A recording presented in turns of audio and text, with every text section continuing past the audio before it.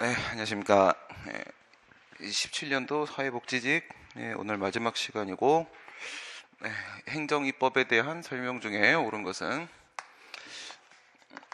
형식적 의미의 행정이고 실질적 의미의 입법이고,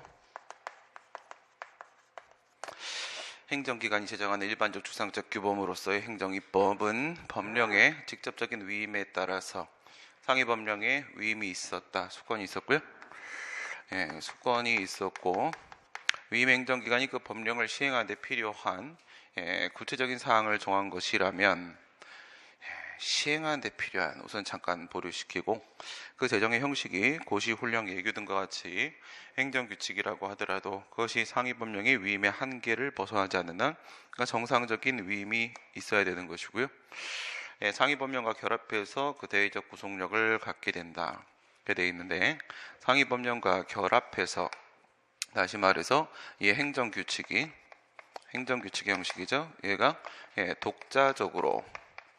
독자적인 법규성이 인정되는 것은 아닙니다. 지금 법령보충적 행정규칙 얘기를 지금 하고 있는 중이죠. 행정규칙 형식의 법규명령입니다. 고시, 훈령, 예규, 통첩 등등등의 행정규칙의 형식이고, 그 내용이 권리 의무를 정하고 있다. 그리고 나서 이게 구체적인 위임이 있어야 됩니다. 위임이 있어야 되고 and 위임에 내야 됩니다. 위임에 내. 위임의 한계를 일탈하면 위임이 없는 거나 마찬가지죠. 위임의 한계를 준수하는 상태라고 하게 되면 그것이 이제 법령보충적 행정규칙이 될 테고, 얘는 이제 법규명령으로서의 효력을 갖죠. 오전에도 비슷한 게 나왔는데, 법규명령의 효력을 갖는다라는 것은 법규범으로서의 효력을 갖는다는 거니까 뭐가 인정된다는 것이다? 이 효력은 대외적 구속력입니다. 외부적 구속력이 인정된다. 이런 문제가 오전에 나왔었고요. 그러면 여기서 인정이 되는 것이다. 이거요. 여기서 인정이 되는 것이다. 뭐가 인정되는 게 아니다? 행정규칙 형식의 법규명령이라고 해서 법규명령으로서의 효력을 갖는 게 아니라 위임이 반드시 필요하다. 그래서 법령보충적 행정규칙으로 전환이 그래야지만 법규명령으로서의 효력을 갖습니다. 맞는 말인데, 이제 문제는 틀렸죠. 위임행정기관이 아니라 수임행정기관이죠. 그럼 지금 이거는 위임청이 있고 수임청이 있고 그런 구도 자체가 아닙니다. 법률에서 행정기관한테 그것을 정하라라고 위임을 한 거야. 법률이 행정기관한테 다시 뭐를 정해주지 않았습니까? 절차와 방법을 정해주지 않았다. 그러니까 예를 들어서 보건복지부를 0으로 정하라 라는 식의 재정 형식을 지정해주지 않았습니다. 절차와 방법을 지정해주지 않고 누구만, 재정 주체만 정해준 거죠. 보건복지부 장관이 정한다. 그렇게 됐을 때는 보건복지부를 0으로 정하지 않고 보통 행정규칙의 형식으로 정한다고 했습니다. 법률이 위임을 한 거예요. 행정기관한테. 법률이 위임을 한 것이지 행정기관이 행정기관한테 위임한 게 아닙니다. 그렇게 치면 권한위임이잖아요. 이건 입법위임이란 말이에요. 입법위임, 권한위임의 문제가 아닙니다. 그러니까 수임행정기관이 그것을 제정을 하는 거예요. 수임행정기관. 판례도 저기가 수임행정기관입니다. 위임행정기관이면 이건 완전히 틀린 말이 돼버리거든요. 근데 맞게 처리를 하려고 출제를 하신 거니까 넘어가고, 상위법령에서 세부사항 등을 시행규칙으로 정하도록 위임을 했는데, 그럼 요번에는 어떻게 된 거야? 요번에는 절차와 방법을 정해줬죠. 요번엔 절차와 방법을 정해준 겁니다. 보건복지부 0으로 정해라. 이렇게 해준 거란 말이에요. 그런데 보건복지부 고시로 정했다. 그런데 보건복지부 고시로 정했다. 이럴 때 대외적 구속력을 가지는 법규명령으로서의 효력이 인정될 수 있다? 그게 아니죠. 이거는 위임 자체가 없다라고 볼 수도 있다고 보더라도 이게 아니죠. 이게 위임은 누구한테 했다? 시행규칙한테 했다. 그런데 고시로 만들었다. 그러면 이 고시 쪽에는 위임이 없는 상태인 겁니다. 없는 상태니까 위임 없이는 혼자서가 아니라고 했어요. 위임 법령, 수권 법령하고 결합해서죠. 결합해서 위임 자체가 없으면 이건 지금 어디 단계를 말하는 거야? 여기 단계에 존재하고 있다 이거야. 법령 보충 규칙까지 간 게 아니라 지금 요거 얘기하는 겁니다. 요거는 안 된다. 요게 지금 2번인 거예요. 1번은 여기를 얘기한 거고 1번은 결합해서 법규 명령으로서의 효력을 갖는다. 2번은 바로 되냐? 바로 안 된다. 위임은 정상적으로 있어야 된다. 판례는 종래부터 법령의 위임을 받아 불용으로 정한 제재적 행정처분의 기준을 행정규칙으로 보고 대통령령 정한 제재적 행정처분의 기준은 법규명령을 보는 경향이 있다. 그렇죠. 얘는 법규명령 형식의 행정규칙 얘기하는 겁니다. 법규명령 형식의 행정규칙, 법규행규 상황이 오게 되면은 얘는 시행령하고 시행규칙이죠.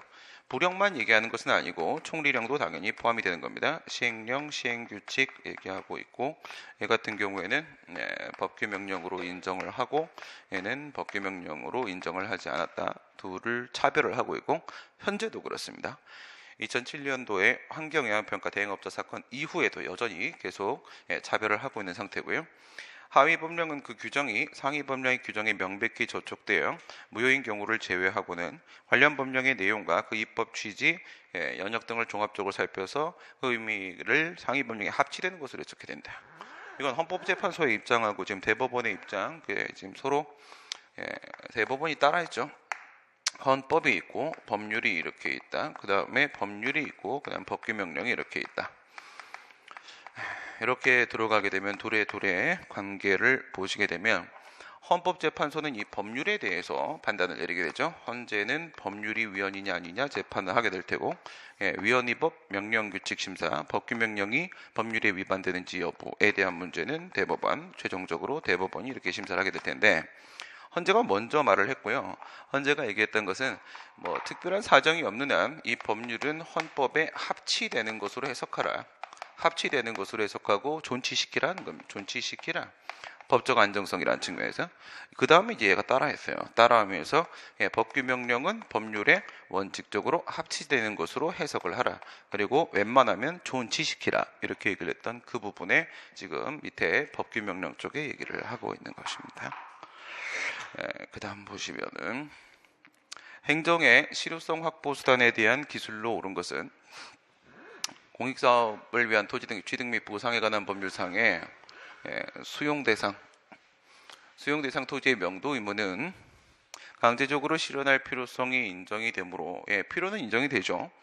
공익사업을 실시를 하기 위해서는 당연히 건물이나 토지의 인도 명도 의무의 확보가 기본이 되는 겁니다. 그런데 강제적으로 실현할 필요가 인정되기 때문에 대체적 자기임에 해당하고 이건 전혀 관계가 없죠. 이걸 의무 이행을 확보해야 되니까 대체적 자기의무다. 그게 아니고요. 대체적 자기의무는 타인이 대신하여 행할 수 있는 자기의무를 말하는 거죠.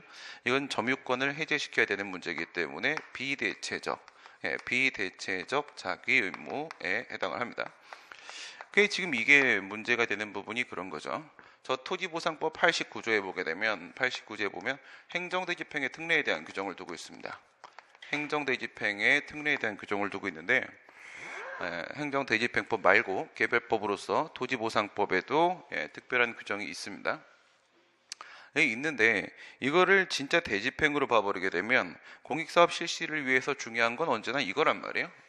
건물이랑 토지의 인도 명도 의무가 이게 중요한 부분인데 89조에 공익사업 잘해보자고 대집행에 대한 규정을 뒀는데 이게 진짜 대집행이라고 하게 되면 전혀 의무행을 확보할 수가 없어요. 전혀 공익사업을 실시할 수가 없습니다. 이거 갖고 해결될 수 있는 문제가 아니죠. 그래서 이제 여기 견해대립이 있고 박균성 교수나 이런 사람들 같은 경우에는 말이 행정대집행인 거고 이거는 직접 강제로 해석을 해야 된다라는 주장도 나옵니다. 89조에 대한 문제인식을 연결시켜서 같이 생각을 해 놓으시고요. 철거명령과 철거대집행 개고처분을 이미 했음에도 그 후에 2차, 3차, 4차 쭉 간다. 개고처분을 했다면 최종적인 3차 개고처분에 대해서 항고성을 제기된다. 그게 아니죠. 철거명령은 자기 의무를 부과하는 하명처분이 되고 얘는 준법률 행위자 행정에서 통지지. 통지. 얘가 지금 통지로서 준법률 행위자 행정에서 발생하는 법적 효과는 그 행정청한테 무엇을 인정을 한다. 요걸 기억해놔야 되죠. 대집행 영장 통지. 대집행 영장 통지의 권한을 인정을 하게 된다. 이거거든요. 대집행 영장 통지 권한을 인정을 하게 된다. 그럼 이 권한이라는 게 첫 번째 계고 처분에 의해서 이미 인정이 됐는데 2차 계고, 3차 계고에 의해서 또 대집행 영장 통지를 할 수 있는 권한이 또 인정되고 또 인정되고 하는 건 아니라는 거죠. 원래 인정이 된 상태인 겁니다. 구건축법상 이행강제금 부과받은 자의 이의에 의해 비송사건 절차법에 의한 재판 절차가 개시된 경우에 그 사람이 사망했다라고 하게 되면 재판 절차는 종료가 되는 것이다. 이행강제금에 대한 얘기를 하고 있죠.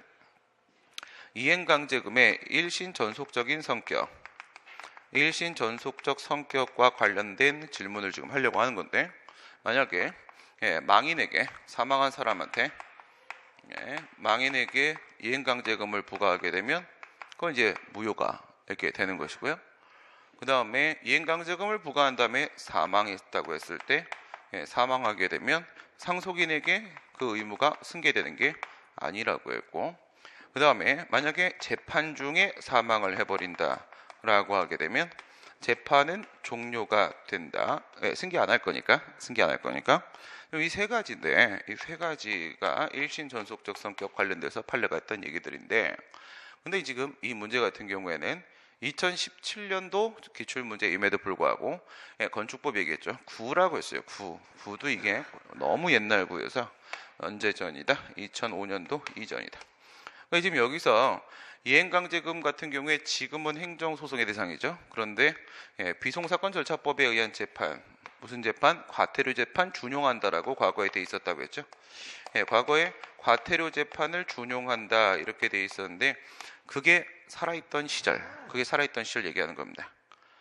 그러면 이 재판이 무슨 재판인지랑 상관없다라는 메시지까지 같이 받으시고, 지금처럼 소송사건에 대한 문제로서 행정소송이라고 할지라도, 그 다음에 과거처럼 비송사건에 대한 문제로서 결정 방법으로 나오는 재판이라고 할지라도 판결, 결정 뭐라고 해도 다 종료되는 겁니다. 지금이든 옛날이든 어쨌든 이건 일신 존속적 성격 띠는 부분만큼은 차이가 없는 것이고, 따라서 사망하면 종료되는 것은 다 똑같다. 국세징수법상의 공매 처분을 하면서 체납자에게 공매 통지를 하였다면 공매 통지가 적법하지 않다고 하더라도 공매 처분에 절차상 하자가 있다고 할 수는 없다. 그렇게 되어 있는데, 여기서는 우선 공매 결정을 하고 나서 순서죠. 공매를 하기로 결정을 하고, 그 다음에 이제 공매 통지를 하고 나서, 그 다음에 이제 공매 처분을 하게 되는, 이렇게 순서로 가게 되겠죠. 이렇게 순서로 갔을 때 얘네들의 관계는 얘가 뭐가 되는 거다? 처분 절차다 이거지. 얘는 처분 절차다. 그래서 얘는 처분이 아닌 것이고, 얘도 처분이 아닌 것이고, 얘는 처분이 맞는 것이고 이렇게 되고, 얘는 처분 절차고, 그리고 얘는 내부행위죠. 내부행위이기 때문에 처분이 아니다. 이렇게 말을 하는데, 여기서 공매 통지를 전혀 안 했을 때가 있을 수 있겠고, 뭐 했다 어떻을까? 공매 통지를 했다, 절차를 밟았다, 근데 안 했다. 근데 여기서 이 절차가 적법하게 이루어졌다, 공매 통지가 근데 위법하게 이루어졌다. 이렇게 되면 얘는 적법이 되겠지만은 얘는 아예 위법이 되겠죠. 아예 위법. 절차를 안 밟았고 이것도 위법입니다. 지금 이 부분 얘기하는 거죠. 이 부분. 공매 통지를 안 했다고 안 했습니다. 공매 통지를 했습니다. 이번에 했고, 근데 적법하지 않다라고 했죠. 이 부분 얘기하고 있는 거죠. 공매 통지를 하긴 했는데 거기가 적법하지 않으면 절차상 하자로 역시 공매 처분도 위협해지는 것이다. 이렇게 질문한 겁니다. 문제 좋고요. 행정행위의 종류에 관한 설명 중에 옳은 것은 한약 조제 시험을 통하여 약사에게 한약 조제권을 인정함으로써 한의사들이 영업상 이익이 감소가 되었다고 하더라도 그러한 이익은 살상이익에 불과하다. 지금 이거는 무슨 얘기하고 있는 거다? 경업자 소송 얘기하고 있죠. 경업자 소송으로서 이제 기존 업자가 받았던 허가가 가항상 특허라고 하게 되면 법률상 인정되는 거고, 가항상 허가라고 하게 되면 원칙적으로 인정 안 되는 거고, 예외적으로 거리 제한 규정이 있으면 인정될 수가 있는 것이다. 거리 제한 규정. 지금 이제 거리 제한 규정에 대한 얘기는 없고요. 지금 여기서 한의사들의 영업상 한의사 다른 표현 안 나왔죠? 그러면 한의사 면허 이겁니다. 한의사 면허. 한의사 면허는 대인적 허가죠. 한의사 면허는 대인적 허가. 약사 면허, 의사 면허, 한의사 면허 이런 것들은 운전 면허 다 대인적 허가죠. 대인적 허가니까 강학상 허가다 이거죠. 강학상 허가다. 강학상 허가고 따라서 얘는요 X 이겁니다. 법률상 이게 아니다. 강학상 허가. 개인 택시 운송 사업 면허는 일반적 금지를 해제하는 것에 불과하다. 일반적 금지? 예, 일반적 금지. 뭐 살인, 강간, 예. 깜짝이야. 예. 살인, 강간 뭐 이런 것들은 뭐야? 절대적 금지. 그다음에 예외적 허가는 예, 원칙적 금지, 예외적 허가. 그다음에 일반적 허가는 뭐 상대적 금지, 예, 일반적 금지. 이게 좀 허가 얘기하는 거죠. 이건 허가입니다. 우리가 알고 있는 일반적인 허가입니다. 일반적 허가. 예, 일반적 허가에 해당한다. 그게 아니라 예, 여객자동차 운수사업법상의 여객자동차 운송사업 면허는 그것이 무엇이든지 간에 예, 개인 택시 말고 뭐 일반 택시 또 한번 문제에서 봤었죠. 일반 택시, 예, 회사 택시 뭐 이런 것도 다 마찬가지고 시내버스, 시외버스 전부 다 특허죠. 특허. 틀렸고 사회복지법인의 정관 변경 허가에 대해서 보관을 붙일 수가 있다. 정관 변경 허가를 한다라고 했는데 이 정관 변경 허가가 사회복지법에 따르면 재량으로 돼 있어요. 이렇게 바로 물어보면 안 되는데 재량으로 돼 있단 말이에요. 재량이면 보관 붙일 수 있는 거죠. 재량이었다라는 걸 기억해야 돼요. 사회복지법인의 정관 변경 허가는 예, 사회복지법이 있고요. 사회복지법에 재량으로 되어 있습니다. 되어 있어서 그래서 보관을 붙일 수 있다 이렇게 끝나는 거예요. 다음에 친일 반민족 행위자 재산조사위원회의 국가기속 결정은 친일재산을 국가 소유로 기속시키는 형성적 행정이다. 형성적 행정이다 라고 하게 되면 예, 특허, 인가, 대리 중에 하나야 되는데 지금 이게 뭐 제3자의 법률행위가 있는 것도 전혀 아니고요. 뭐 대신 해주고 있는 부분도 뭐 전혀 없습니다. 그럼 특허란 말이냐? 그게 아니죠. 예, 내가 내 재산이 친일 재산이냐 아니냐에 대해서 다툼이 있는 것이기 때문에 이 국가 귀속 결정은 뭐야? 다툼이 있는 예, 사실관계에 대한 확인, 준법률 행위적 행정에서 확인이죠. 예, 따라서 형성적 행정이 아닙니다. 이건 기본적으로 법률 행위적 행정해야 되는 거니까 4번도 틀리다. 이렇게 되고요. 14번 당사자 소송의 대상이 아닌 것은 구도시개발법상의 재개발조합의 조합원 자격 확인. 조합원 자격 확인. 이거는 지금 공법상의 사단법인 얘기하고 있는 거죠. 공공조합. 강제가입제를 그 특색으로 하는 공공조합 그 얘기하고 있는 겁니다. 뭐 지금까지 계속 얘기됐던 대로 지금 재개발조합이죠. 재개발조합. 네, 그러면 재개발조합이 이렇게 있다. 재개발조합이 있으면 이 재개발조합은 공법인이죠. 얘는 네, 재개발조합에 대해 설립인가가 나왔다. 설립인가가 나왔다 이렇게 보시고요. 설립인가는 특허죠. 특허. 예, 그래서 이제 예, 조합하고의 관계 비교를 해보시게 되면 조합이 있다. 국가나 뭐 지자체 행정주체가 있다. 조합원이 있다. 얘네 둘의 관계 이렇게 비교하면 얘는 뭐였어요? 공법상 감독관계고 얘는 공법상 사단관계다. 사단관계. 강제가입되죠. 일정 숫자 이상의 동의를 채워서 설립인가를 받게 되면 거기에 있는 토지나 건물의 소유자들은 강제가입됩니다. 이건 당연히 공법관계 문제가 되는 것이고요. 아직 조합원 자격을 확인하는 거니까 당사소송이 맞습니다. 공법관계죠. 공법관계 당사소송 처분을 다투고 있는 중이 아니고 구석탄산업법상의 석탄가격안정지원금의 지급 청구. 네, 이거는 뭐랑 똑같은 거였어요? 이거는 광주민주화운동 보상에 관한 법률하고 똑같은 거죠. 처분적 법률이었었습니다. 처분적 법률. 네, 광주민주화운동 보상에 관한 법률과 마찬가지로 처분적 법률이니까 네, 해당 요건에 해당을 하면 지급 청구권은 이미 인정되고 있는 거죠. 지급 청구권 이미 인정되고 있는 거니까 그래서 뭐 지급 청구했는데 거부됐다라고 하더라도 거부에 대해서 취소를 제기하는 문제가 아니라 그냥 바로 당사소송을 제기하는 상황이죠. 항고소송이 아니라 당사소송이다. 납세의무자의 부가가치세가 아닌 걸로도 출제된 적 있죠. 예, 아닌 걸로 나왔을 때하고 비교하라고 했습니다.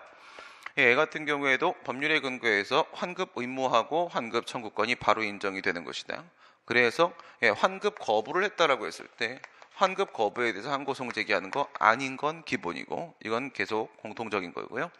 근데 이제 종래 같은 경우에는 이거를 부당이득 반환 청구 소송으로 봐서 민사소송으로 보았던 적이 있었으나 지금도 다른 세금은 다 똑같이 여전히 민사소송으로 보고 있는데 예전에 민사소송 본 적이 있지만 이제 이게 아니다라고 하면서 이거는 조세 정책적 측면에서 인정되는 환급 의무이기 때문에 그것은 당사자 소송의 대상이다라고 했던 부분이죠. 요게 바뀐 거죠. 요게 민사소송이다 해서 민사소송이 아니다. 부당이득 반환 청구가 아니다. 부당이득이다 해서 부당이득이 아니다로 바뀐 게 부가가치세고, 그 다음에 토지보상법상의 환매금액의 증감 청구, 환매권, 토지보상법 제91조죠. 91조에 있어서의 환매권 우리 어떤 것도 봤었냐면 얘는 형성권이다 이런 것도 봤었습니다. 자녀지 수용 청구할 때 그 수용 청구권 이것도 환매권, 형성권이라고 했고요. 그 다음에 이것도 형성권이라고 했죠. 그리고 이 환매권을 행사했을 때 발생하는 법적 효과는 사법상 계약이라고 했습니다. 사법상 계약이니까 사법관계 문제가 되는 거고 환매 금액과 관련된 분쟁은 민사소송으로 처리를 하는 겁니다. 민사소송 처리한다. 15번 행정행위 또는 처분에 대한 기술로 옳은 것은 상급 행정기관의 하급 행정기관에 대한 승인 동의 지시 등은 행정기관 상호간의 내부 행위로서 항고소송의 대상이 되는 행정처분이라고 볼 수가 없다라는 얘기죠. 상급기관과 하급기관입니다. 행정조직 내부 기관끼리죠. 내부 조직 내에서 이루어지는 것들입니다. 따라서 이것은 내부 행위니까 국민의 권리임에 대한 직접적 영향을 미치는 행위가 행정처분이죠. 국민의 권리임에 대한 직접적 영향을 미치는 행위가 아니죠. 뭐가 아니에요? 국민에 대한 행위가 아니다. 국민에 대한 행위, 외부 행위가 아니고 이것은 내부 행위다. 내부 행위다. 그래서 처분이 아니다. 통상 고시 또는 공고에 의해서 행정처분을 하는 경우에 행정처분이 있었음을 안날이란 행정처분이 이해관계를 갖는 자가 고시공고에서 현실적으로 안날이다? 이거 아니죠. 이게 아니죠. 지금 고시공고에서 행정처분하는 게 통상 이 부분이죠. 요걸 잡아내야 되는 겁니다. 통상 이거 일반 처분이다. 고시공고의 방식으로 통상 처분의 방식이 고시공고다. 이거는 일반 처분이다. 이렇게 잡아내셔야 되는 거고요. 그래서 이제 개별 처분 이거를 나누는 거였죠. 개별 처분하고 일반 처분, 일반 처분 이렇게 있으면 개별 처분은 원칙적으로는 송달의 방식으로 처분을 하게 되는 것이고 예외적으로 고시의 방법으로 송달 불가할 때 얘는 애당초 송달이 불가하니까 고시의 방법으로 이렇게 하게 될 것이고요. 송달 같은 경우에는 통지서가 도달했을 때 효력이 발생을 하게 될 거고 얘는 14일이 지나면 효력이 발생하고 얘는 5일이 지나면 효력이 발생을 하게 되고요. 언제가 안날이냐라고 하게 되면 얘는 현실적으로 안날이 되고 얘도 현실적으로 안날이 되는데 얘는 일률적으로 안 것으로 의지하게 되죠. 안 것으로 의지한다. 언제가 그렇다? 이 효력 발생일이 바로 일률적으로 안 것으로 의지되는 날이다. 효력 발생일이 안날이다. 있은 날이 바로 안날이다. 이렇게 보는 거죠. 이게 통상적으로 고시의 방법으로 이루어지는 거니까 현실적이 아닙니다. 현실적이 아니고 주관적 재소기한 적용을 받을 수밖에 없겠죠. 지방경찰청장의 횡단보도 설치 행위는 땅바닥에다 그림을 그리는 거죠. 땅바닥에다가 그림을 그렸다. 국민의 구체적인 권리의무에 직접적인 변동을 초래하죠. 처분이 맞죠. 그곳으로만 건너야 되는 의무를 부과를 하고 있습니다. 우리가 이런 걸 뭐라고 하냐? 물적 행정행위라고 하죠. 이런 걸 우리가 물적 행정행위로서 일반 처분이라고 합니다. 불특정 다수인이죠. 그곳을 지나가는 사람들을. 도로법상의 도로구역의 결정고시는 변경고시까지 행정처분으로서 행정절차법 21조의 사전통지나 22조의 사망의 의견 제출 얘기하는 거네. 의견 제출의 절차를 거쳐야 하는 것이다. 거쳐야 하는 것이다. 이거 지금 뭘 물어보는 걸까요? 22조 사망이라고 있습니다. 22조 사망. 22조 사망. 사전 통지하고 의견 제출 얘기하는 거죠. 사전 통지하고 그다음에 의견 제출은 그 적용 범위가 동일하고요. 적용 대상 그 적용 범위 중에서 물적 범위 들어가시고 물적 범위 즉 불이익 처분이죠. 불이익 처분. 의무부가 권익 제한, 불이익 처분, 의무부가 권익 제한, 불이익 처분 얘기하면 첫 번째, 두 번째, 세 번째, 네 번째 이게 논점이죠. 첫 번째 같은 경우에는 거부 처분은 해당 사항이 없다. 거부 처분은 기득권을 침해하는 적극적 불이익 처분만 인정되고 기대권을 침해하는 소극적 불이익 처분은 인정되지 않는다. 안 된다. 그다음 두 번째 지위승계 신고. 지위승계 신고에 대한 수리 같은 경우에는 이거는 적극적 불이익 처분이다. 양도인에 대해서는 허가 취소를 의미하는 것이기 때문에 적극적 불이익 처분이니까 된다. 그다음 세 번째 일반 처분. 일반 처분에 대해서는 누구한테 사전 통지하고 누구의 의견을 들어야 되는지 알 수 없다. 이건 불가능하다. 그 다음에 제3자효 행정행위, 제3자효 행정. 상대방을 기준으로 보면 수익적이다. 이건 아니다. 지금 이 부분 얘기하고 있는 거죠. 이 부분 일반 처분이기 때문에 도로구역 결정은 준법률행위적 행위조에서 확인입니다. 얘는 도로구역 결정은 도로라는 공물을 성립시키는 공물법으로 치게 되면 얘는 공용 지정행위고 그 다음에 여기서부터 여기까지가 도로다라고 확인을 해주는 준법률행위적 행위조에서 확인이고 그 다음 이거는 물적 행정으로서 일반 처분입니다. 물적 행정으로서 일반 처분이기 때문에 일반 처분 걸려버렸고 일반 처분이면은 사전 통지 의견 제출은 불가능하다 이렇게 되는 겁니다. 그 다음 문제는 사인의 공법행위로서의 신고에 대한 기술로 옳은 것은 행정청은 전입신고자가 거주의 목적 이외에 다른 이해관계를 가지고 있는지 여부를 심사해서 주민등록법상의 주민등록 전입신고의 수리를 거부할 수 있다. 다른 걸 가지고 수리를 거부할 수 있다. 뭐 여러 가지 이유에서 다 틀렸죠. 거주의 목적. 30일 이상 거주 목적이라는 주민등록법상의 요건만 판단하라. 이것은 실질적 요건이죠. 다른 이해관계를 가지고 있는지 여부. 이 부분은 뭐야? 지방자치법 등의 다른 법률의 요건은 이제는 신경 쓰지 마라. 이게 바로 변경된 판례죠. 여기서 판례 변경 들어온 거고 이 부분이 판례 변경이죠. 뭐 그렇다 하더라도 결과적으로는 과거에도 수리를 요하는 신고고 지금도 수리를 요한 신고인 거 매한가지고요. 다른 요건 신경 쓸 수 없는 거,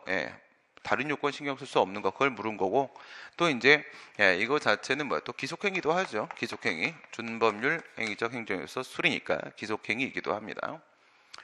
타법상의 인허가 의제가 수반되는 건축법상의 건축신고는 특별한 사정이 없는 한 행정청이 그 실체적 요건에 관한 심사를 한 후에 수리를 해야 된다. 뭘 물어보고 있는 거예요? 인허가 의제 제도의 집중효의 범위 얘기하는 거죠. 집중효 범위. 집중효. 우리나라는 집중효 제도라는 게 없습니다. 우리나라는 인허가 의제 제도밖에 없습니다. 집중효의 범위는 어떻게 갔었냐?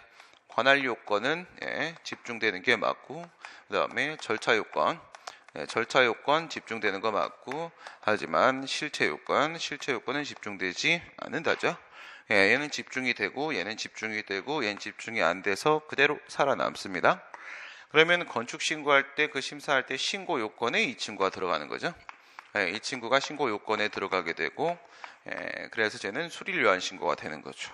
이 부분에 대한 심사를 하는 게 맞고 다만 수리를 요하는 신고가 된 거는 맞는데 전환된 거 2011년도 1월달 판례죠. 수리가 된 건 맞는데 이거는 수리가 처분인 건 맞는데 이게 우리가 알고 있는 그건 아닙니다. 준법률 행위적 행정행위로서의 수리 그건 아니라고 했습니다. 이건 외부 변수에 의해서 수리를 요한 신고로 전환된 상황이기 때문에 그 외부 변수 존중해 줘야 되고요. 이건 법률행위적 행정으로서 예외적 허가고요. 예외적 허가, 항상 허가 일종입니다. 그리고 이건 재량행위죠. 의제되는 인허가, 개발행위 허가가 재량이었기 때문에 저 수리 안으로 재량권이 들어가고 이것도 재량이 돼버리는 겁니다. 사업 양도 양수에 따른 지위승계 신고가 수리된 경우에 사업 양도 양수가 무효라고 하더라도 허가관청을 상대로 신고수리 처분의 무효 확인을 구할 수는 없다라고 했는데, 이건 지금 뭘 물어보려고 하는 거야?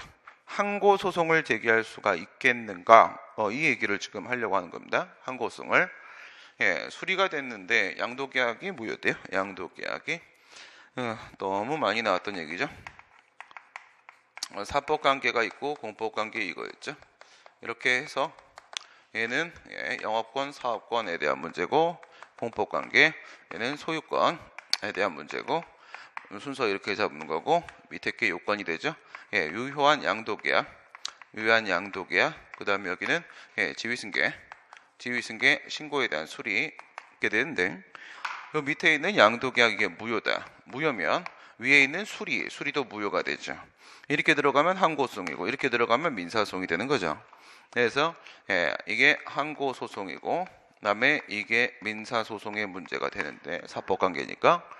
그러니까 여기서 양도계약이 무효라는 이유로 지위승계 신고에 대한 수리 무효항의소송을 제기하는 거니까 먼저 이거를 거치고 순서대로 이렇게 가야 되는 것이냐 했을 때, 행정법원이 이 사법관계에 대한 심사를 직접 할 수가 있기 때문에 굳이 별도로 민사소송을 거치지 않아도 되는 것이고, 바로 이렇게 무효항의소송을 제기한다고 하더라도 법률상 이익이 있다라고 얘기한 부분, 협의의 소액에 대한 문제, 그 부분을 질문한 거죠. 식품위생법에 의해 영업 양도에 따른 지위승계 신고를 수리하는 행정청에는 단순히 양수인이 영업을 승계했다는 사실의 신고를 접수하는 행위에 그치는 것이다. 그렇게 얘기했는데, 이거는 이제 식품위생법 39조 1항, 2항, 3항에 이렇게 되어 있죠. 이제 1항에 보시게 되면 영업을 양도를 하게 되면 그 영업자의 지위가 승계된다 이렇게 되어 있고요. 그 다음 이 지위를 승계한 양수인은 그러한 사실을 신고하라 이렇게 되어 있단 말이에요. 신고하라. 이거를 이렇게 해석할 것이냐 이렇게 해석할 것이냐에 대한 문제가 되는 거죠. 만약에 1항을 먼저 판단 내리고 3항으로 가게 되면 사법관계에서 양도가 되었을 때 공법관계에서 영업권은 이미 넘어간 거고, 이 신고는 그와 같이 영업권이 이미 양수인한테 넘어갔다는 사실을 단순히 알려주는 정보제공적 신고로 해석이 돼버릴 겁니다. 근데 그렇게 안 하고 거꾸로 들어가게 되면, 거꾸로 밑에서부터 위로 올려버리게 되면, 신고를 하게 되면 그에 대한 수리가 나오면은 이렇게 법에 정해져 있는 법적 효과가 그대로 발생을 한다, 이렇게 해석이 될 수도 있단 말이에요. 1항을 먼저 보고 3항으로 내려가면 정보제공적 신고가 되고, 그 다음에 3항을 먼저 보고 나서 1항으로 올려버리게 되면은, 그럼 이거는 수리를 요하는 신고, 전형적인 수리를 요하는 신고가 되는 거죠. 수리가 준법률행위죠. 이제 수리가 되는 거죠. 이게 맞다는 거죠. 이게 아니고 이게 맞다 이겁니다. 이유는 왜 그러냐? 저 지위승계 신고 안에는, 이 지위승계 신고 안에는 뭐가 포함되어 있어요? 유효한 양도계약이라는 게 포함되어 있죠. 유효한 양도계약이라는 실질적 요건이 포함되어 있는 거니까, 그러니까 밑에서 먼저 해석을 하는 거예요. 신고를 하면 위에 법적 효과가 발생하는 겁니다. 수리는 뭐가 돼요? 준법률행위죠. 법에 정해진 대로의 효과, 이란 게 등장을 하게 되는 그런 접근이고요. 네, 그래서 정보제공적 신고가 아니다. 4번 그렇게 됐고, 17번입니다. 공익사업을 위한 토지 등의 취득 및 보상에 관한 법률상에 토지 수용에 따른 권리구제에 대한 기술, 사업폐지에 대한 손실보상 청구권은 사업폐지에 대한 손실보상 청구권은 사법상 권리로서 민사소송 절차에 의하여야 한다. 지금 이건 토지보상법이잖아요. 그죠? 토지보상법이니까 얘는 무슨 법이다? 공법이다 이거죠. 공법이다. 그러니까 공법상 손실보상 청구소송을 제기하고 있는 거니까 하천법 사건 판례하고 차이가 없습니다. 그러면 공법을 근거로 인정되는 거니까 공법상 권리고, 그 다음에 당사자 소송이고, 그렇게 되는 거고, 농업손실에 대한 보상 청구권은 이거 똑같은 거죠. 이것도 그대로 토지보상법을 근거로 인정되는 권리를 행사하는 거니까 당사소송. 이게 위에 아래가 똑같아야 되는데 결과가 둘 중에 하나가 무조건 틀릴 수밖에 없네. 토지 수용 재결에 불복을 해가지고 이의 신청을 거쳐서 취소송을 제기하는 때에는 이의 재결을 한 중앙토지수용위원회를 피고로 하여야 한다. 좋은 문제네요. 이게 앞뒤 땡기기 게임인데 그러면 어떻게 가자는 거냐면요. 예, 순서 이렇게 바꿔서 거꾸로 치는 방법이에요. 그러니까 소송의 대상이 처분이면 말입니다. 소의 대상이 되는 행위가 뭔지를 보고 이게 나오면은 그러면 피고가 누가 돼야 되는지가 나온단 말이에요. 만약에 그게 처분 취소 소송이라고 하게 되면 이론 강의 때도 이렇게 딱 접근했었죠. 얘가 뭐가 되는 거예요? 처분청이 되는 거죠.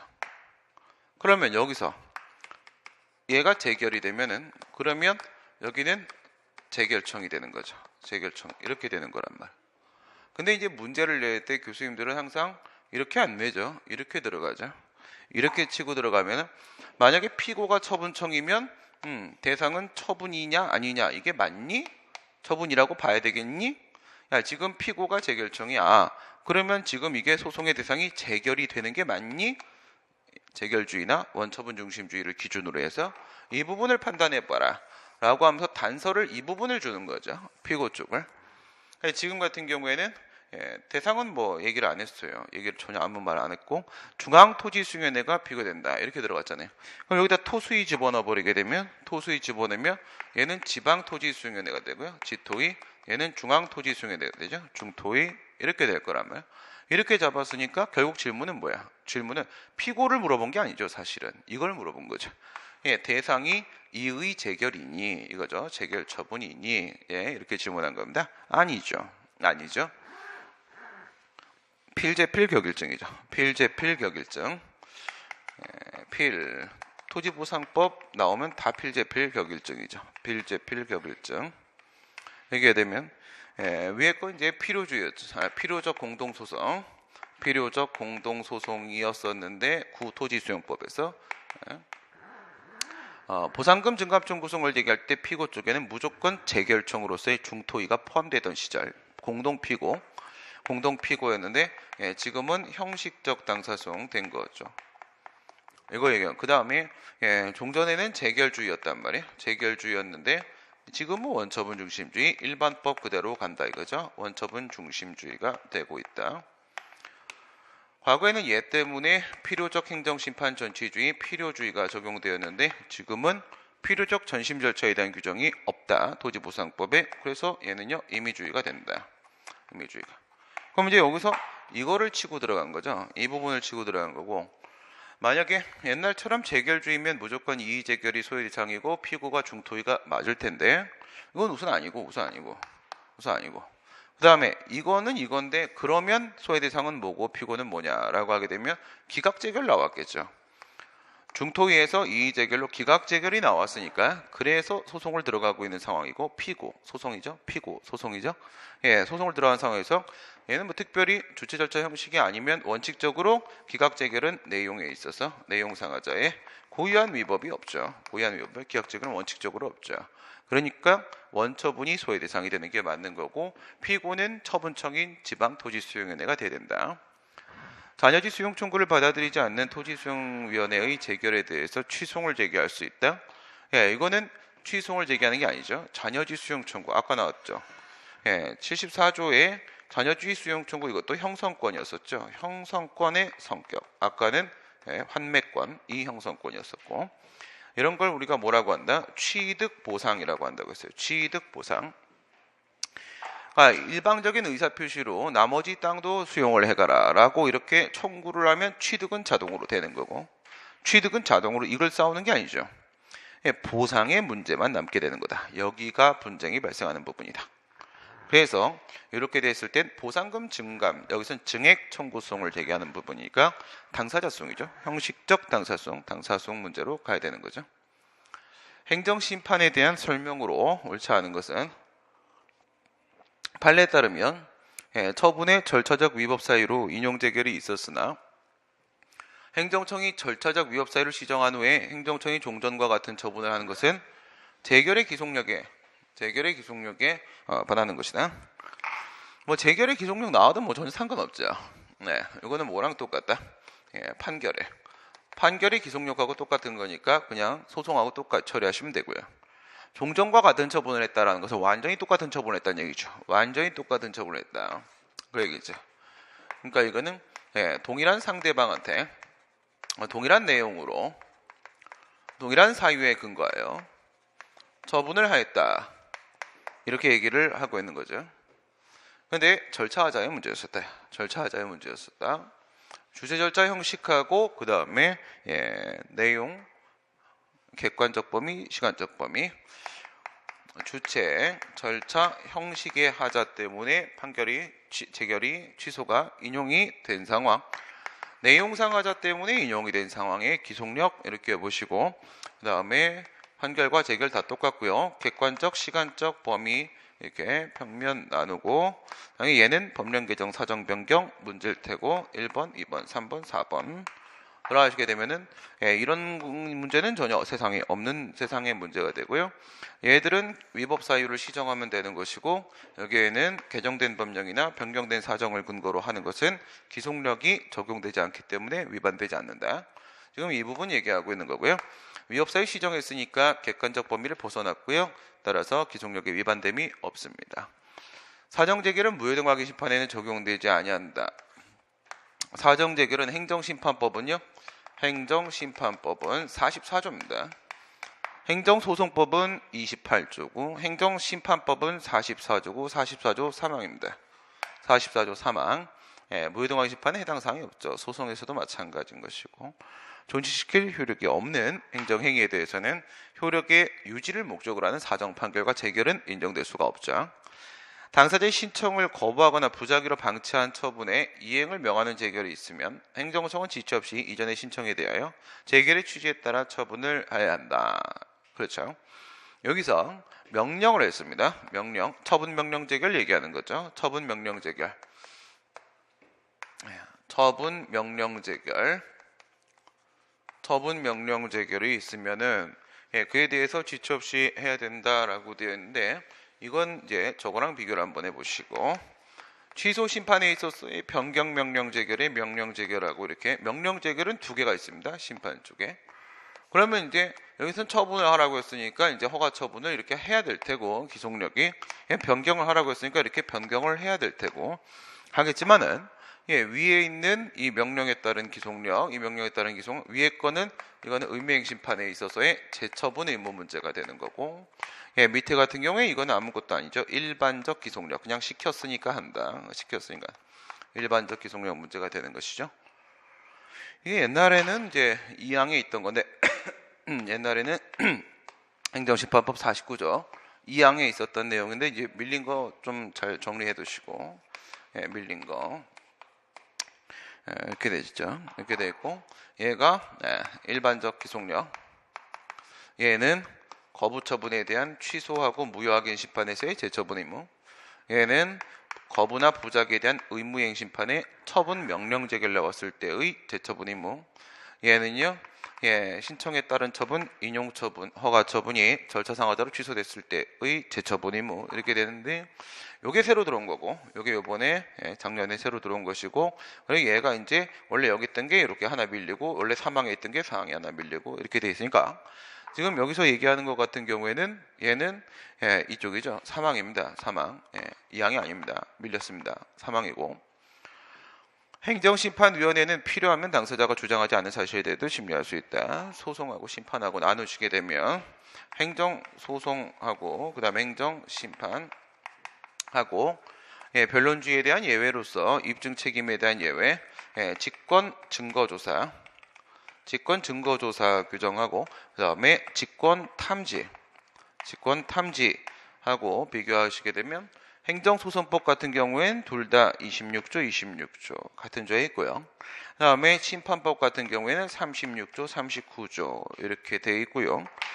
그리고 이제 그 이름이 이렇게 되어 있죠. 얘네들이 이 26조, 39조가 그 이름이 직권심리주의로 되어 있습니다. 직권심리로 되어 있고, 얘는 원래 자기 이름 그대로 직권증거조사로 되어 있습니다. 직권증거조사로 심리할 수 있죠. 19번 행정소송법 제8조 2항은 행정소송에 관하여 이 법에 특별한 규정이 없는 사항에 대하여는 법원조직법과 민사소송법 및 민사집행법의 규정을 준용한다고 규정을 하고 있죠. 8조 2항의 저거 때문에 행정소송법이 이 8조 2항 요거 준용 규정 때문에 행정소송법이 46개 조항밖에 없는 것이고요. 다음에 설명 중에 옳지 않은 것은 민사소송 사건에서 행정소송 사건에서 민사소송법상의 보조 참가가 허용이 된다. 다 돼요. 다 되는 겁니다. 그죠? 다 됩니다. 뭐 이런 것도 다 마찬가지인 거고요.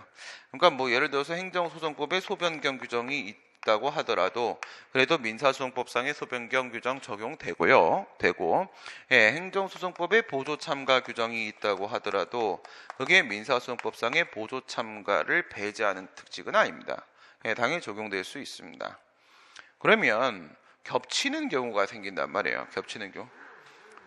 간단하게 비교를 해보게 되면 우선 민사소송에서 소송의 제3자가 타인간에 계속되고 있는 소송에 참가를 한다라고 하게 되면 통상의 보조 참가라는 게 있을 수 있고 그 다음에 공동소송적 보조 참가라는 게 있어요. 이게 있는데 둘의 차이가 뭐냐면 이게 소송의 제3자가 판결의 결과에서 영향을 받죠. 영향을 받는 게 판결의 효력 때문이 아닌 경우하고 판결의 효력 때문인 경우하고 이게 나눠진단 말이에요. 그러면 이제 우리 행정소송 쪽은 어떻게 되냐? 우리 행정소송 쪽에서 보조 참가가 필요한 경우는 이런 경우는 없단 말이에요. 다 이쪽의 문제란 말이죠. 이쪽의 문제이기 때문에 그래서 우리도 보조 참가를 인정하면 그것을 공동소송적 보조 참가다 이렇게 얘기하는 거예요. 여기하고 거의 비슷하게 상황이 완전히 똑같진 않아요. 거의 비슷하기 때문에 그러다 보니까 이게 가능하단 말이에요. 이거를 근거로 해서 보조 참가해달라라고 해도 받아주고요. 법원이 이거를 근거로 해서 16조를 근거로 해서 보조 참가를 해달라라고 해도 받아주고요. 일로 가도 되고 일로 가도 되고 상관이 없어요. 상관이 민사소송법상의 보조 참가 당연히 되고요. 근데 보통 변호사들이 이상하게만큼 변호사들이 행정소송법을 전혀 모르기 때문에 16조의 존재를 몰라요. 변호사들이 이걸 몰라서 이걸 사용합니다. 보통. 그래 다 받아줘요. 그래서 행정소송의 보조 참가 사건 보시게 되면 16조 사건이 없어요. 16사건이. 변호사가 이걸 써야지 이게 사건이 터지지. 다 이쪽이에요. 근데 이 법리하고 이 법리가 똑같아요. 똑같기 때문에 이걸 가지고 우리가 배우는 거야. 이쪽 판례를 가지고. 민사소송법상 가처분은 항고소송에서 허용된다. 가처분. 항고소송 같은 경우에는 집행정지가 인정이 되죠. 가수지. 그래서 소극적 효력만 인정되는 집행정지는 적극적 효력이 인정되는 가처분을 배제한 특칙이다. 이건 안 되는데, 이게 이제 중요한 부분이죠.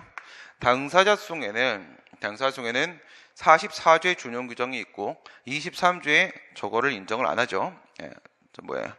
23조의 집행정지를 인정을 안 합니다. 인정 안 하기 때문에 요거는 허용된다라고 봤죠. 판례가 재작년에 교수님들이 책을 다 다시 쓰셨죠. 다 틀리셔가지고 저거가 당사소송 쪽은 된다. 저 민사소송 쪽의 보조참가 저 사건은 뭔 놈의 사건이냐면 A라는 회사가 있어요. 근데 B라는 회사가 만약에 하청 들어가는 회사다라고 생각해보세요. 원청, 하청 이런 관계로 한번 생각해보세요. A라는 회사가 이렇게 있는데 얘가 원청이라고 보시고 B라는 회사가 있는데 얘가 하청이라고 보세요. 이렇게 보시게 되면 얘가 이제 너하고 우리 거래 안 할 테요. 이렇게 거래 거절해 버렸어요. 거래 거절. 근데 부당한 거래 거절 행위를 했습니다. 이 부당한 거래 거절 행위를 하니까 공정거래위원회가 공정위가 있단 말이에요. 공정위가 얘한테 장난하냐? 라고 해서 시정명령을 했어요. 시정명령을 했더니 얘가 이 시정명령에 대해서 이렇게 소송을 제기한 거죠. 얘다 이제 취소를 이렇게 제기한 거예요. 취소를 제기하면 이 시정명령이 있어야 얘는 정상적으로 원청과 거래를 하고 돈을 벌 수가 있는데 이게 만약 취소 판결 나와버리게 되면 얘는 얘하고 거래를 못한단 말이에요. 그래서 누굴 도와주러 들어가는 거예요? 얘를 도와주러 들어가는 거죠. 피고를 도와주러 피고의 승소를 보조하기 위해서 들어갔던 그런 사건이었었고요. 이거는 관리처분 계획안이었습니다. 관리처분 계획안. 그래서 구성 승인이 나오고 가학상 인가죠. 추진위원회. 그 다음에 설립인가가 나오고 이건 특허죠. 특허. 그 다음에 사업시행 계획에 대한 사업인가 나오고 가학상 인가죠. 그 다음에 관리처분 계획에 대한 인가 나오고 이건 가학상 인가죠. 이렇게 되어 있는데 관리처분 계획안을 먼저 만들어야 될 거 아니겠습니까? 그죠? 그래서 관리처분 계획에 대한 인가가 나오는데 이 관리처분 계획안을 먼저 총회 의결을 해야 되겠죠. 총회 의결을 한다. 관리처분 계획안 통과시킵시다. 총회 의결을 했다. 그러면 이게 기본행위가 되는 거고 이게 인가가 되는 거죠. 이게 강학상인가, 강학상인가죠. 근데 이제 아직 이 인가가 나오지는 않은 상태인 겁니다. 아직 이 인가가 안 나온 상태여서 이 총회 결의에 대해서 소송을 제기한 거예요. 그래서 소송을 제기하게 되면 이게 지금 행정주체의 지위를 인정시키는 거니까 여기서부터 공법관계죠. 공법관계에서 총회 결의를 한 거니까 이게 당사자 소송이었단 말이에요. 당사자 소송이었다. 여기서 발생한 가처분 사건이죠. 만약 인가가 나왔으면 관리처분 계획에 대한 소송을 제기하는 거죠. 근데 나오기 전이라고 하게 되면 총회 결의라는 기본행위에 대해서 공법행위니까 당사소송을 제기하는 겁니다. 이건 공법상 합동행위. 행정소송으로 제기해야 될 사건을 민사소송으로 잘못 제기한 경우에 수소법원이 행정소송에 대한 관할이 없다면 특별한 사정이 없는 한 관할법원에 이송을 해야 된다. 기본적으로 재판 관할 틀렸다고 해서 각하하지 않아요. 각하하지 않습니다. 그런 경우 없어요. 다 이송해 줍니다. 다 정상적인 법원에 이송을 해주고, 만약에 이렇게 잘못 제기를 했는데 지방법원 쪽에 잘못 제기했는데 민사 단독 민사로 치게 되면은 얘네가 1심, 2심, 3심 이렇게 가잖아요. 1심, 2심, 1심, 2심, 민사는 3심 이렇게 가죠. 그 다음에 행정소송으로 치게 되면 여기가 1심이고 여기가 2심이고 여기가 3심이고 이렇게 가죠. 그러니까 얘가 어디예요? 얘는 민사 단독 판사죠. 민사 단독이고 단독. 여기가 합의부잖아요. 여기가 합의부고 그다음에 여기가 고등법원, 여기가 대법원 이렇게 되니까 이쪽이 민사, 여기는 여기가 민사 사건입니다. 민사 사건이고 여기가 행정 사건이다. 그랬을 때 원래 이렇게 가야 되는 건데 행정소송 이렇게 가야 되는 건데 실수로 여기 들어앉아 있다. 그럼 뭘 보냐면 지들의 항소심 법원 이 친구죠. 지들의 항소심 법원이 행정사건 관할이 있는지를 본단 말이에요. 행정사건 관할이 있으면은 그러면 행정사건으로 소변경 이렇게 처리해요. 소 바꿔 민사소송을 행정소송을 바꿔. 그리고 나서 이제 얘는 합의부가 1심이니까 바꿨지? 그러면 여기가 1심이다. 여기가 2심이다. 여기가 3심이다. 이 라인으로 가자.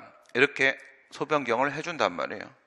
물론 소변경은 원고의 신청이 있어야 되지만 소변경을 해주는데 지금 이거조차 없다는 얘기예요. 지금 이거조차 항소심에 행정사건 관할권이 없다. 그런 얘기를 하고 있는 거고.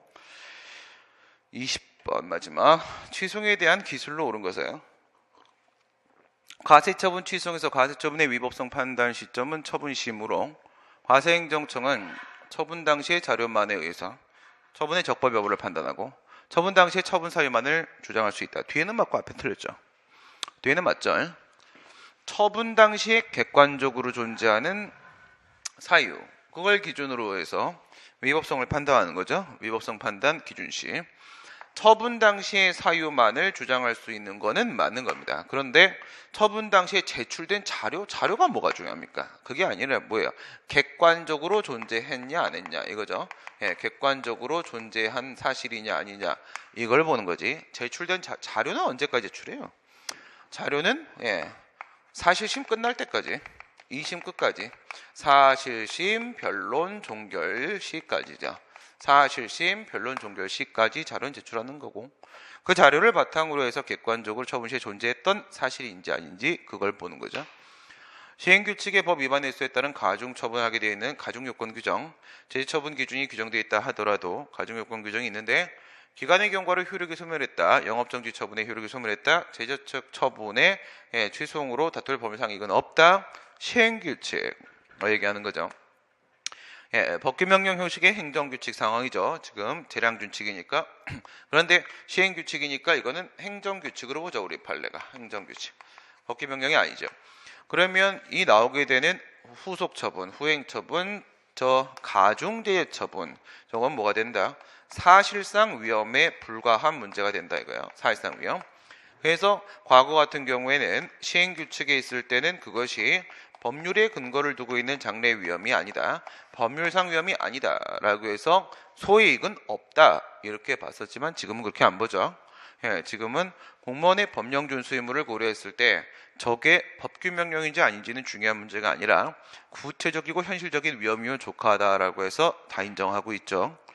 상급 행정청으로부터 내부 임을 받은 데 불과한 하급 행정청이 권한 없이 행정처분을 한 경우에, 그죠? A라는 행정청이 있는데, 예, B라는 행정청한테 내부 위임을 이렇게 했는데, 지금 이거는 위임 전결은 아닌 것으로 보여지고요. 행정처분을 한 경우에 실제로 그 처분을 한 하급 행정청을 비거로 소송을 제기된다. 얘가 뭐를 했다는 거야? 권한 없이 했다니까 자기 명의로 자신의 이름으로 처분을 했다는 거죠. 갑판 때. 그랬을 때 피고는 누구다? 예, 피고는 얘다 이거죠. 피고는 이렇게 소송을 제기하는 거지. 이렇게 소송을 제기하는 게 아니다. 그 얘기를 하고 있는 거죠. 무슨 말이다? 피고는 외부적 명의자가 되는 것이지, 예, 피고가 정당한 권한자가 되는 게 아니다. 정당한 권한자가 되는 게 아니다 이겁니다. 이게 맞는 거지 이게 아니다. 내부 의미니까 권한은 여전히 그대로 얘가 가지고 있는 거죠. 정당한 권한, 이 문제는 본안에 들어가서 판단해야 될 위법성의 문제죠. 주체상 하자 문제고. 취소를 제기하기 위해서는 처분 등이 존재해야 되며 거부처분이 성립하기 위해서 개인의 신청권이 존재해야 되고, 여기서 신청권이라는 것은 신청이 인용이라는 만족적 결과를 얻을 권리, 만족적 결과를 얻을 권리, 만족적 결과 얻을 권리는 뭡니까? 행정개입 청구권입니다. 행정개입 청구권.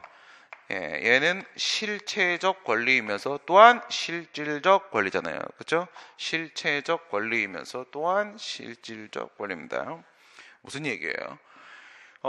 요구소송 수익적 처분 상황에서 얘기를 하게 되면 절차적 권리가 먼저 있는 거고, 이 절차 권리가 실체적 권리, 실체 권리로 발전해 나가는 거예요. 진화해 나가는 거죠. 그리고 나서 이제 다시 이 실체적 권리 단계로 오게 되면 이게 형식적 권리 수준에 있다가 이게 또 발전을 하게 되면 이제 실질적 권리가 되는 거죠. 실질적 권리가. 이렇게 되는데 얘가 누구냐? 얘가 바로 응답 신청권이죠. 얘가 응답 신청권이고, 그다음 얘가 누가 되는 거냐? 얘가 이행 청구권이죠. 이행 청구권이고, 얘가 이행 청구권 중에서 얘가 무하자 재량 행사 청구권이죠. 무하자 재량 행사 청구권. 얘가 행정 개입 청구권이란 말이죠. 얘가 행정 개입 청구권. 멀어도 너무 멀죠. 예. 이게 응답 신청권인데 응답 신청권이 이거다라고 말을 해버리면 오버하고 있는 거죠. 수준에 안 맞습니다. 그렇죠? 아직도 멀었다 이겁니다. 예, 이렇게 해서 사회복지직 9급 해설을 마치도록 하겠습니다. 수고하셨습니다.